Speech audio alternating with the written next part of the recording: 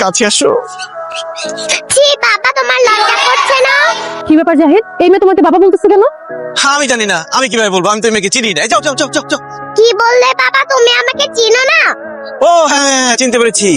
ও হচ্ছে আমার বড় ভাইয়ের মেয়ে। মানে আমি অনেক আদর করি তো, অনেক চকলেট দিই, অনেক আইসক্রিম দিই, এই জন্য আমাকে বাবা বলে ডাকে, আদর করে। যাও বাবা, ওইদিকে গিয়ে খেলো, আমরা একটু কথা বলছি। খবরদার বাবা, একদম মিথ্যা কথা বলবে না। আন্টি, আমি ওনার বড় ভাইয়ের মেয়ে না, আমি ওনারই মেয়ে।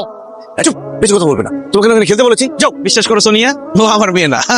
আমি মিথ্যা কথা বলছি? দাঁড়াও, এখনই প্রমাণ দিচ্ছি। আন্টি, এই যে দেখো আমার আইডি কার্ড, এখানে আমার বাবার নাম লেখা আছে। আরো প্রমাণ আছে, এই যে দেখো আমার বাবা মায়ের ছবি। জাহিদ, ওর মায়ের সাথে এই ছবিটা তো তোমার, আর আইডি কার্ডের ভিতরে ওর বাবার নাম লেখা জাহিদ হাসান। জাহিদ হাসান তো তুমি, তার মানে তুমি বিবাহিত, এই মেয়ে তোমার। হ্যাঁ, এই মেয়ে আমার, আমি ওর বাবা। কিন্তু বিশ্বাস করো, আমি একদম সিঙ্গেল, পিওর সিঙ্গেল। পাঁচজনই করো তুমি আমার সাথে। এই মেয়ে তোমার মেয়ে হলে ওর মা তোমার বউ, আর যার বউ আছে সে সিঙ্গেল হয় কি করে? কিন্তু আমার বউ তো। চুপ, আর একটা কথা বলবে না। I hate you. অসভ্য তোর ফালতু থাকার কত বড় সাহস, এত বড় একটা মেয়ে থাকতে সে বলে সে নাকি সিঙ্গেল।